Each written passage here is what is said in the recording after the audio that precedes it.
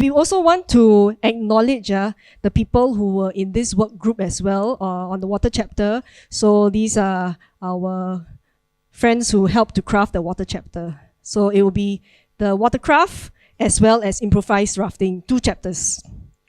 Can? So thank you all these people, and you can ask them the questions, but I think some of them not here.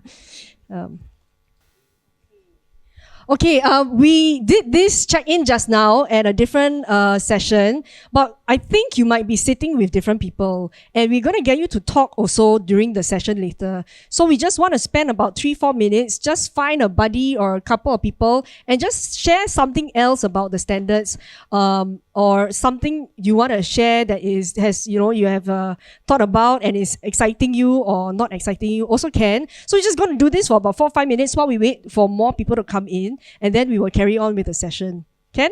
Okay, you can start. Just find a few people next to you, have a conversation. What are some of your thoughts about the standards? Okay, I'm going to go through the agenda.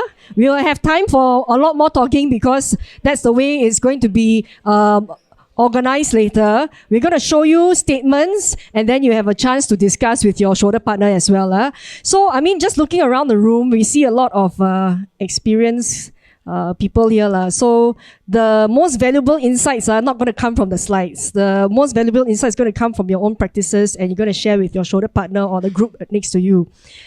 Just to remind us that actually the standards is really just a benchmark. It's like what it is. This is what the minimum looks like, right? And this is a common language for the sector. So I'm just going to share with you our agenda. C, D, and E is what we're going to do later, where we will show you some statements. Then we will ask you, are you actually implementing or are you actually following the standards? Then the second question would be, how would you actually implement the standards in your organization? We'll flash a few other statements. And the third one is, what kind of evidence or documentation would you provide? So it's going to help you to see how to translate and navigate the standards into your own operations and processes. Okay. So our goal today is not to read the standards and go clause by clause. It is about trying to make sense of how to read standards, how to understand the context of the standards, as well as to explore how to implement the standards. Just now, Delane went through quite quickly. I just want to emphasize and highlight that this is the same structure for all the chapters. From 7.1 is clause 7 is on watercraft, 8 is on improvised rafting. So for all the chapters, it will be organized in such a manner. And I just want to highlight 7.9. If you were not in the learning design and facilitations concurrent session later, as an educator, I must just emphasize that each chapter ends with a section on learning design and facilitation. It's important to not overlook this section. It anchors the experience in pedagogy, helping ensure that activity is not just safe, but also meaningful and developmentally appropriate. So it reminds us not that we are just managing logistics, but it is about creating learning opportunities.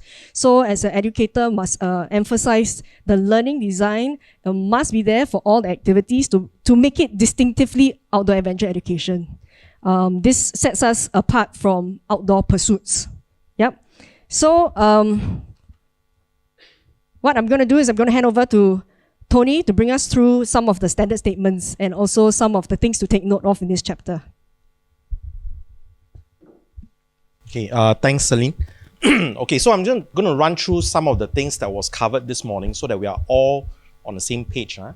So the verb form shall, okay, means you must. You have to follow through. Okay, you got to get it done. Okay, so the example is there. Okay, I won't read it out to you. You can do it on your own. Okay, so strictly to be followed. Then we have should, which is a recommendation. All right, so this part here, later I will give you some example of the clauses that spell out should. All right, may denotes a permission, okay, that you can get it done, okay, is almost similar to can, all right, a possibility or capacity. So when you buy the Singapore standard itself, all this is also reflected on the start, okay, at the first, I think, second page or second chapter of it, all right. So just take note, these are the 4 verbs that later on we will go into it. Okay, so when we came up with the water chapter, we tried to look at it from 2 perspectives, descriptive and prescriptive. Okay, prescriptive meaning that we want to tell you exactly what you should follow. All right, so a participant should put on a PFD. So it's prescriptive, that means you must. Descriptive will describe to you that the type, the condition, what it will look like. That's how it should be. All right, so that's basically the intent of how we craft the water component itself. Now, so here you have a statement, okay, a statement from the standards, okay. Take a moment, you read it through.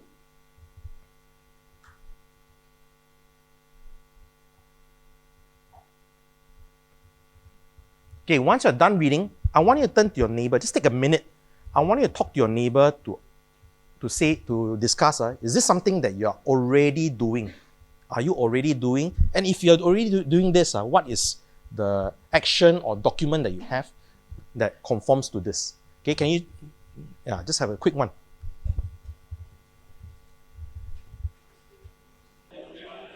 How? Okay. Can Okay, so you will, during this first statement that you see, I'm expecting that there may be 2 groups of people that will think that there's something wrong with this statement. Okay, one group will come from the groups that's doing the student, and another group will come from a group that's probably doing adult group. All right. Now, tell me now, this statement, is it something I must do? No, right? Why? Because it's a should. Okay. Okay. Then the bottom few criteria of the should, what are they? You do a pre-activity assessment of each participant suitability to take part. Okay, so for example, demonstrating of water confidence. Okay, so from those of us in the school, tell me now, is this your should or something else? It's a shall. Okay, it's a shall. So can you see now that there's a difference? Okay, so then the question will come is, why then is this a should statement rather than a shall? Correct? Okay, so I'm going to broaden up the perspective for you a little bit. Outdoor education is not just about students. Yeah, we do some of the other operators do OE component for young adults and adults. Okay, and sometimes because of the way it's being structured, the learning is different and the competency gain is also different. So after much debate within the team, we felt that this would be the should. Okay, but then if you do it as a shall, are you contravening this? No, right? Okay, so like what Celine mentioned, this is the bare minimum. Okay, bare minimum, you can go above, it's not a problem. Okay, that is your choice. But then again, there's the other angle where this is the bare minimum and your client asks you for a higher standard. Okay, which most of us, if we deal with school, you'll know that things like water confidence is a shall. So your client has already requested for you to make it a must. Okay, but nationally, this is a recommendation. Clear? Simple, huh? All right. Okay, so next one is how do you proactively assess the participants and select the area to match their capability and needs? Okay, so the way this is drafted also is that it creates some pointers for you to follow so that we don't leave you too much in the gray. Okay, now then what do you define by accounting for all needs in selecting an area including emergency and support craft? Okay, so we will also give you reference points. Okay, so in this case we go to 7.6 for you to look at. Assess for people with disability. If you do programs that for people with some disability, something to take note of, or suitability of water condition for participant skill level. Okay, meaning that do you go to a reservoir to do a certain component, or do you need to go to somewhere where the waves are stronger because of your participants' capability? All right, so that's one way to look at the standards itself. Any question on this statement? Quite okay, huh? Okay, next one will be the improvised rafting. Quickly take a look. Same thing. I'm going to give you 1 minute. Talk to your partner. Is this something that you are already implementing? If so, how? All right, and then what are the questions you have when you look at this statement itself? Okay, is it a bit challenging? Shall we break it down a little bit?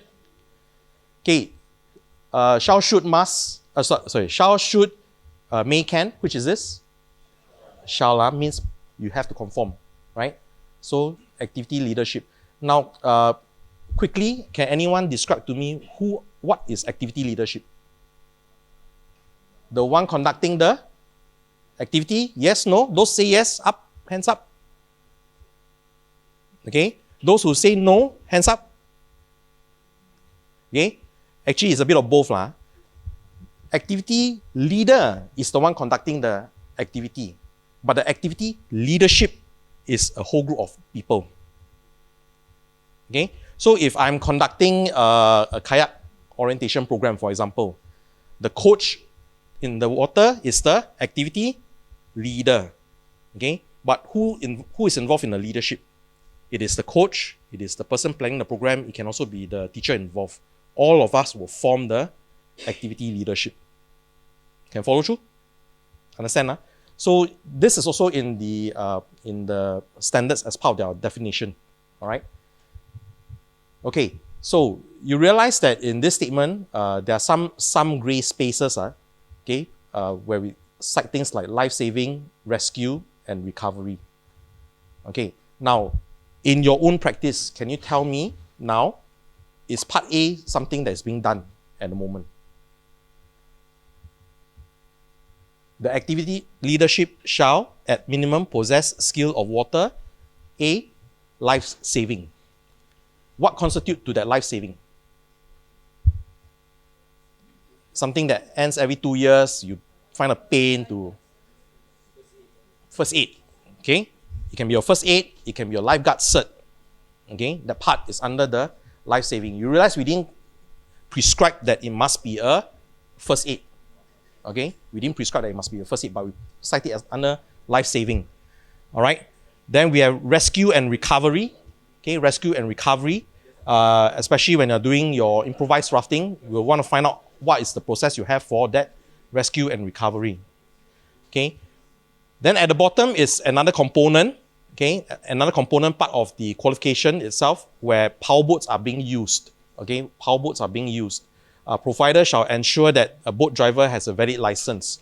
Okay, some people may ask, this one is like quite a no-brainer statement lah. Why must power boat driver? The power boat driver naturally have a power boat license, right? By right lah, right? Okay, let me ask you, especially provider, how many of you have engaged kelong owners for boat to come and cover you? Are you sure that they have a valid power boat license? Okay, so those are questions for you to think about. How many of you actually bother to check with the powerboat guy? Give me your license. Can I take a copy and be sure that it's still valid? Okay, fortunately, powerboat license is a lifetime, so you should follow through with you. But remember, I got demerit point also one, so you may lose your license. So you got to make sure that the driver itself is valid, because if it's not valid, you're going to get yourself into a lot of problem legally later on. All right. Okay. Then we come back down. Activity leadership shall be competent in the following. Okay, then you have A, B, C, and D. Okay, so these are things that are left grey at the moment. We prescribe what is the competency needed. We do not prescribe the certificate or the certificate that's involved. Okay, the rationale why as a subcom we didn't do that was because certificate can change.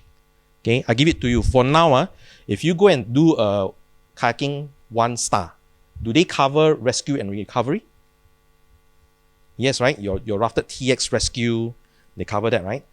But why one day Canoe Federation say that now I'm going to get a 0.5 star cert?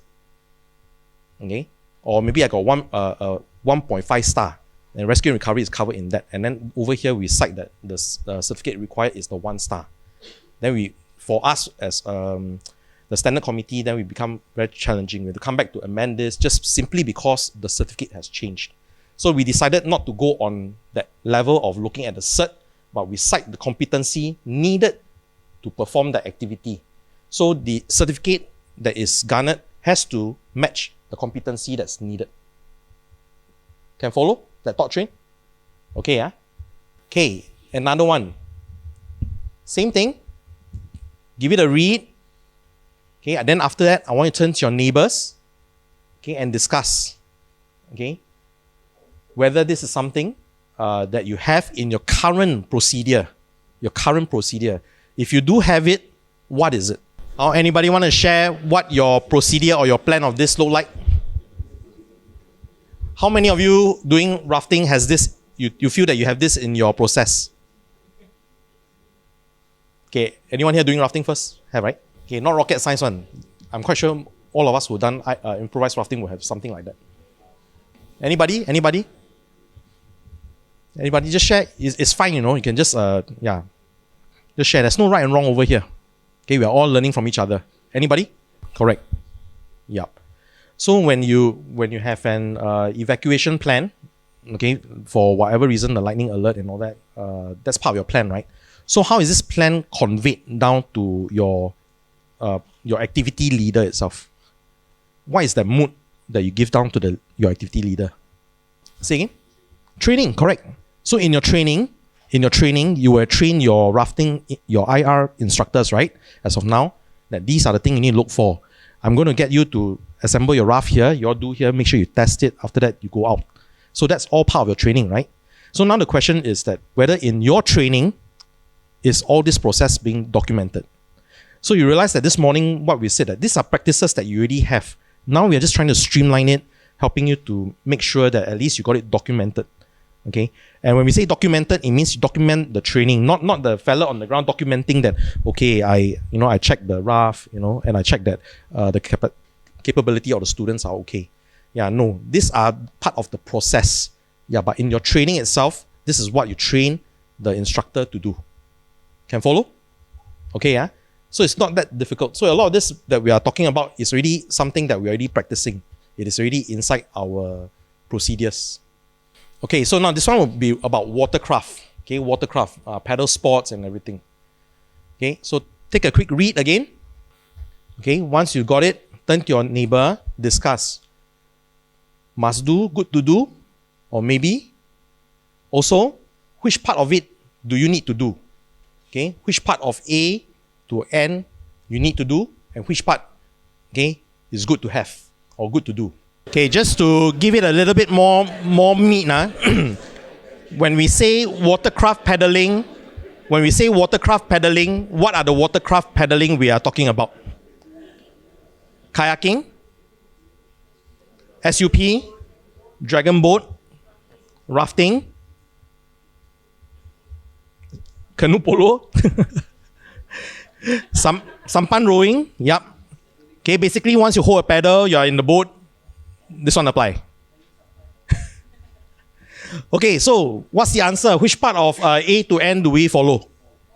All, very good.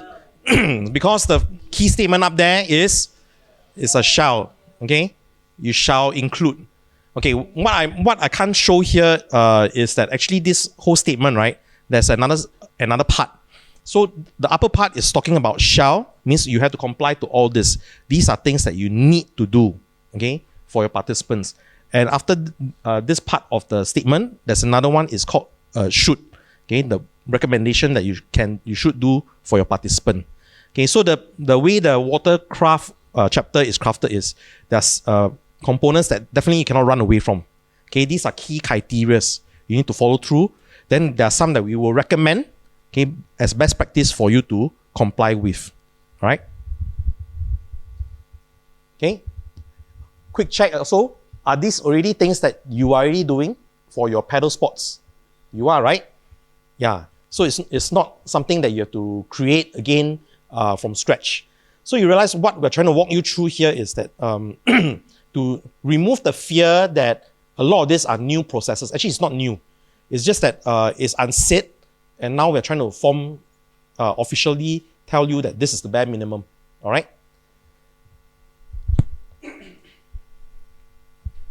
Yes.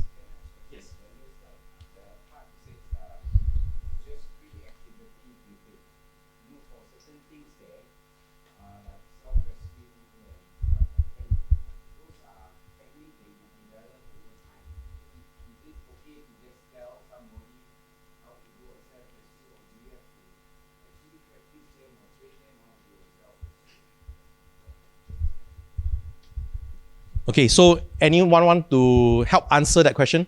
We have a lot of good and professional people here. Yes.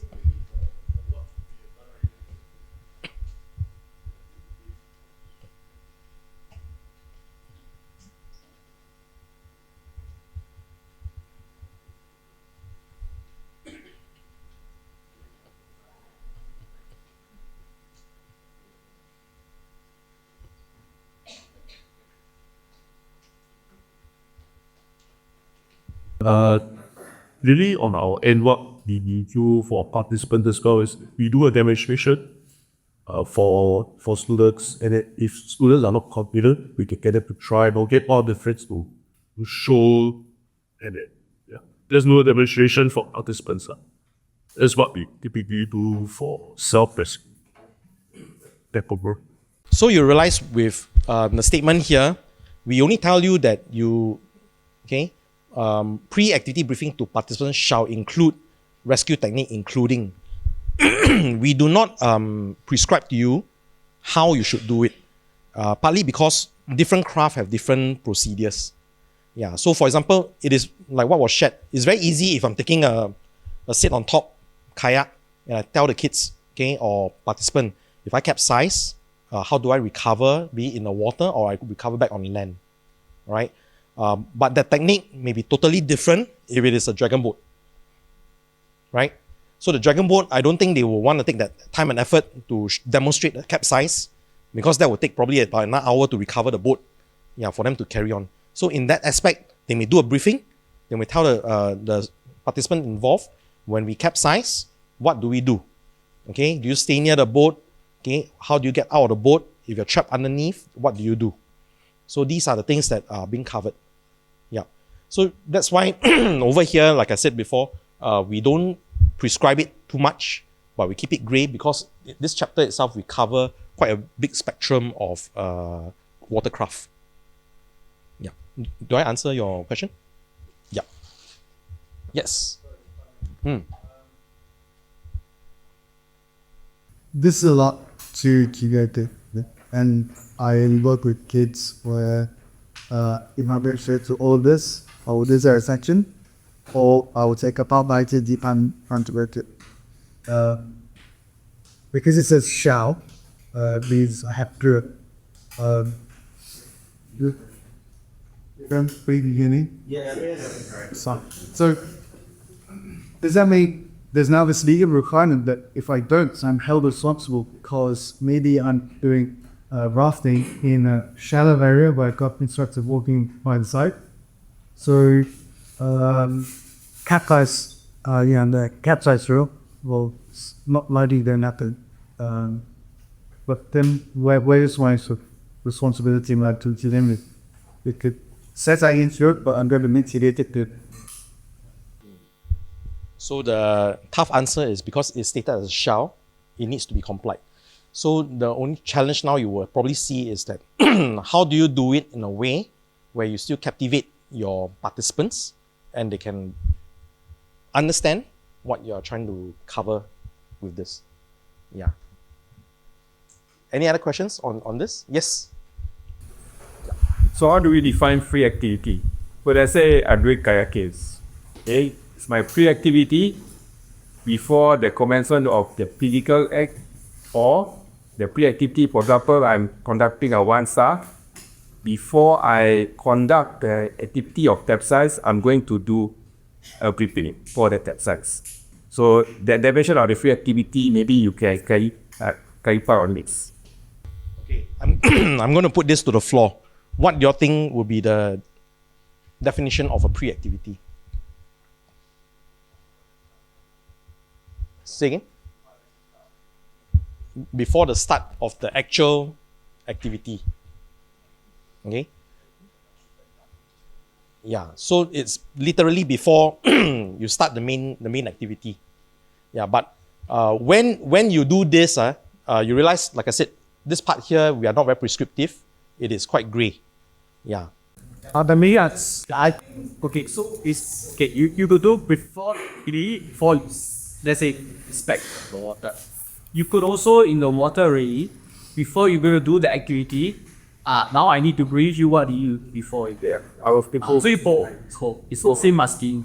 I mean, so long as cover just product. Yeah, that for the peptides upon Yes, We're correct. not speaking the same as this or as that. I think it's your practitioner you hold length for that. Based on man is important necessary, but so long as it's 34. Yeah. It doesn't mean that getting into that boat is the activity. You follow on that? Yeah. We good? Okay. Okay, then next statement. Okay, same thing. Take a read. Okay, once you're done, you turn to your neighbor. Same thing. I want you to talk about in your processes. What document or which part of your process will cover this statement? Okay, you may not have a document, but you have a process. So in your organization, what process do you think will cover this? Your RAMs, right? It's a pre-existing thing that you're already doing. Your RAMs could be a documented RAMs. It could be also you there doing it ongoing. Okay, but what we are trying to get you into first is that you have this. Okay, you have this and you've been doing it. Now what we are hoping that you can get to do later on is that you start documenting your RAMs procedure down. All right. You won't believe how long we stayed on this statement during the subcommittee because we argue over things like this one, mass capsize. We argued over what is defined as mass capsize. So some people say we go by number. Number is what? 50%. So if I got 3 paddlers out there, 1.5 paddler capsize, mass capsize. Yeah. Or do you go by a definitive number? Yeah. Of people who are there and capsize is mass capsize. So long story short, we decided to just leave it as it is. So how we work within the work group is that some things that if we cannot define it too much, we try to leave it there as a statement, gray enough for people to comply and understand first. Yeah. So hopefully after the next revision, if we want to define a little bit more into it, we will define. If there's no need to define, then we may just leave it there.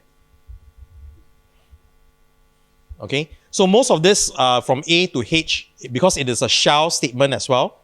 It is, shall. So you have to perform it, and most of this will turn up in your risk assessment management document or your plan. All right. Okay, here another one that will divide the room already. Improvised rafting. Offhand, educators tell me where is the thing that jump on you here. Let's hear from the educators first. The first thing that jump out on you.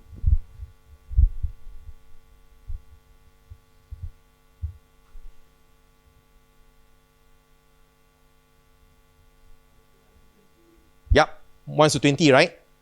Because the current one requirement is 1:10. Okay. Likewise, I was in our committee. We have members who do corporate and do others. Okay. So 1:10 doesn't work for them, and then if we put that in as a shall requirement as well, it's a problem. So as a committee, we agreed that we will work with a 1:20. Okay, but we will leave it to the organization or the client to have another set of requirements to be above this. So the baseline is 1:20. So for friends, I think who are doing your preschoolers, if you embark on water activity, you may even go lower than 1:10. Yeah, so that one is be it your organizational prerogative or your client's requests, right? Okay, then same, we will have the things like rough assembly, indirect. What do you mean? What is defined as indirect? What do you think is indirect when we mean here supervision? Okay, it means that you don't have to be directly there. Okay, you can have someone there helping you, or you move around this whole group of people. But once you go into the launching, your activity leader has to be there directly. Same for the last few. Rough disassembly, you need not have an activity leader there directly. All right? So quite straightforward. Okay, next one. Okay, we talk about the leadership competency. Okay? Remember, so just now I shared with you activity leader and the activity leadership. Two group of things, two group of explanation. So with that understanding, look at this.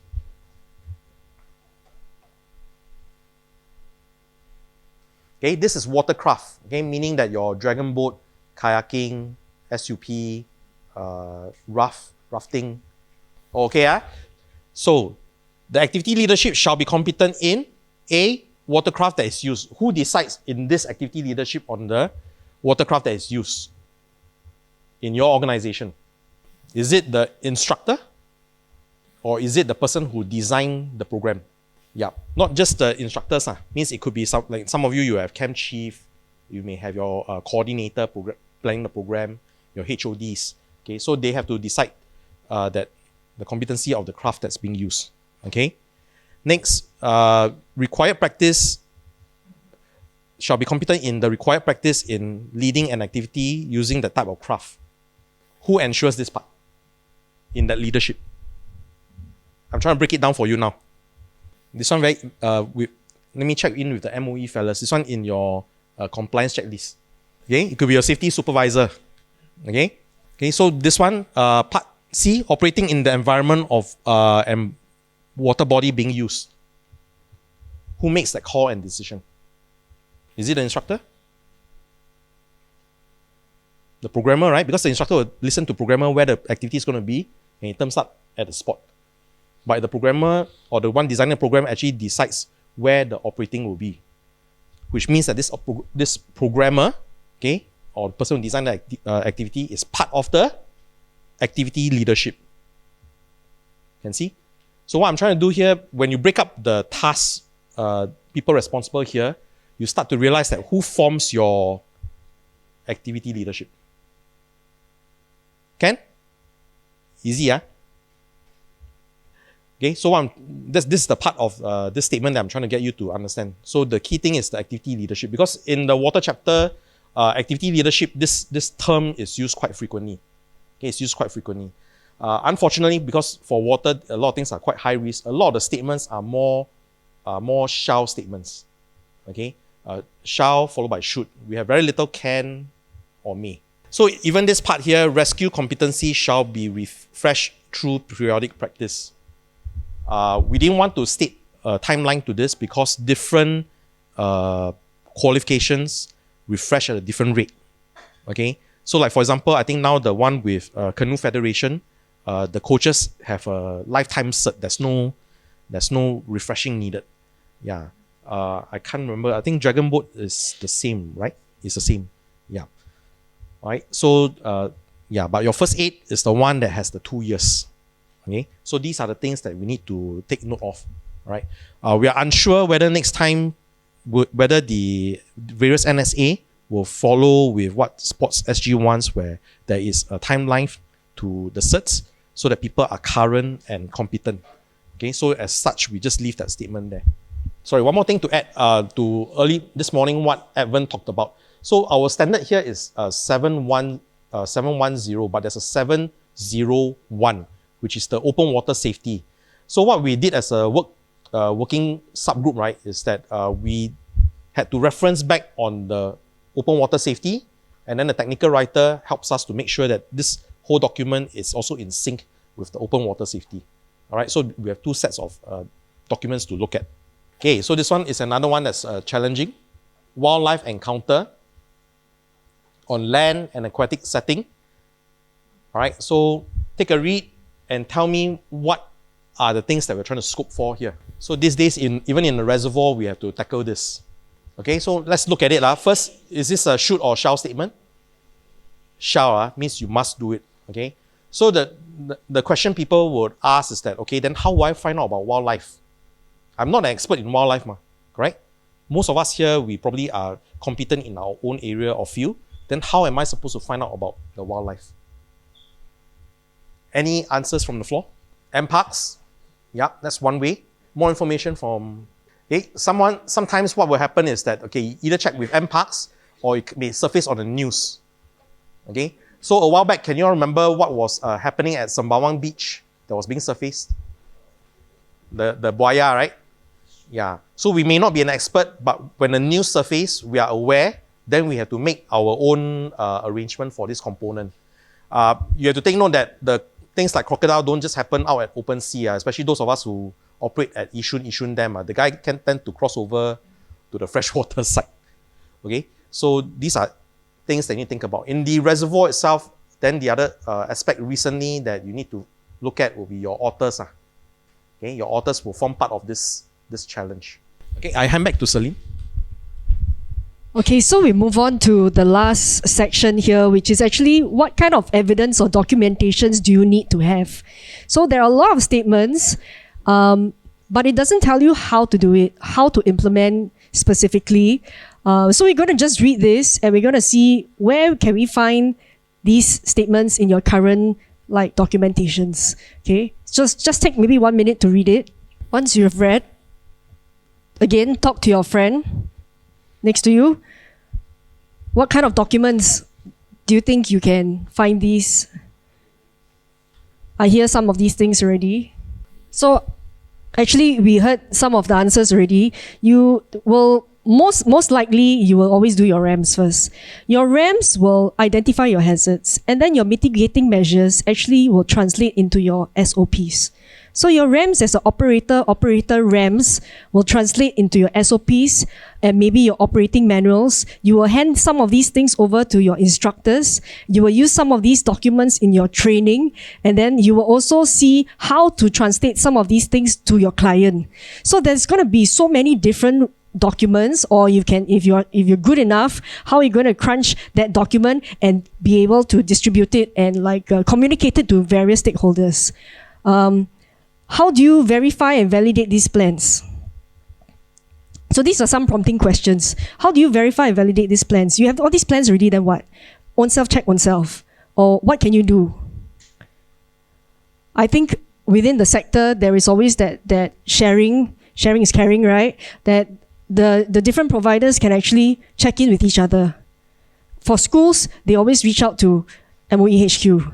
So how do you verify and validate these plans? That you just check in with your partners, your stakeholders, your friends. How much of this has already been written? So all these things, actually, all the questions there, how much has it already been written? I think a lot of it you have. It's just whether it's written. So this slide is across most of our rooms. So we all agree that if it's not written, then it is not done. So when you go down to the last man and somebody asks that last man the question of, so how do you know what is the procedure? And if that last man is able to say what is inside your SOP, then you know you have actually been successful in communicating all these things to your staff. So a lot of times we have policy documents, we have RAMs, we have SOPs, training plans, and sometimes the training plans also is just training, but it doesn't relate back to what actually you are trying to train. So some of the objectives or some of the policy statements you have, your training is actually veering away and it doesn't really address what you're trying to train. So we got to try to align all these things for our staff and make sure that it's comprehensive. Ultimately, I think Delane and Evan, they were talking about check yourself. In these few years where you are adopting, I think the council is coming up with some kind of a council resource to help us to score ourselves or check ourselves. Are we adopting it correctly? Are we adopting it well? Where are we now? So that in the next few years, we are getting ready for more things to come, right? I think we're going to end there. We've got a few statements. We just want to pause for a little bit of questions, feedback, clarifications. The QR code is not for now. The QR code, if we run out of time, then I'll ask you all to scan and send to us. It will help us to shape the support that you all need. So the QR code, if it's really, we can't answer anything today, then you just scan and just ask us via that method. Do we have any questions for our session? Because it's coming to time. Wait, so whatever that you just shared in that book that you are setting, so here is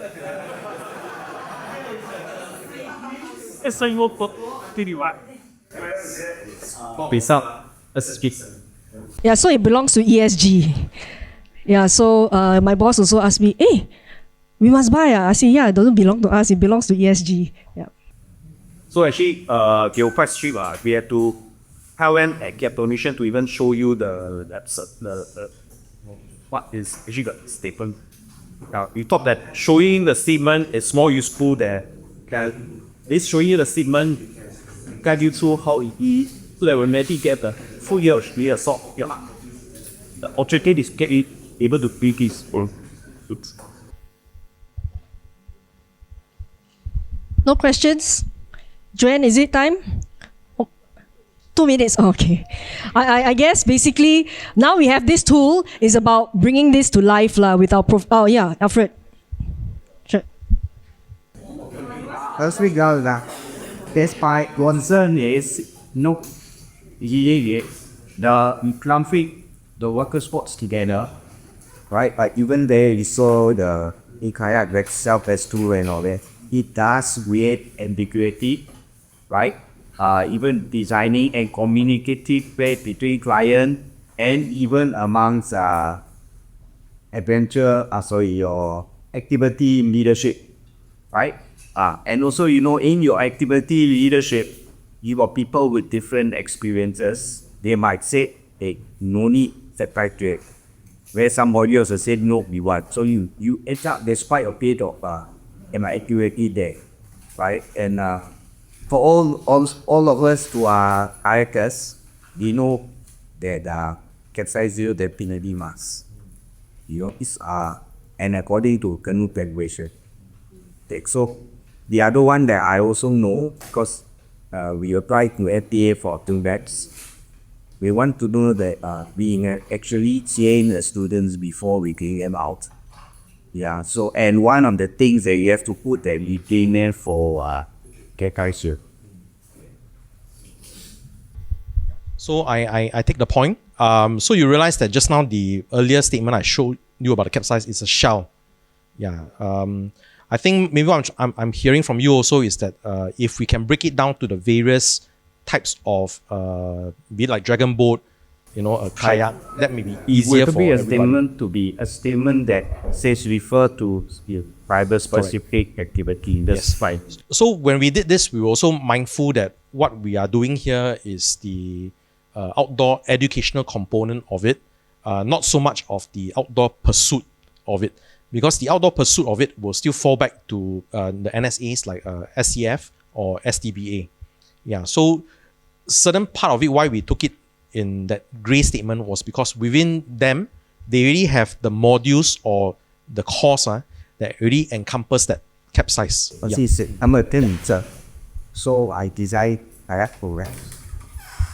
Once in a while, I would do one such get my most literary designing learning program for the student. So so that's the context. So how to actually separate what is recreation, what is So that will be where the point 9 of the learning and facilitation component comes in.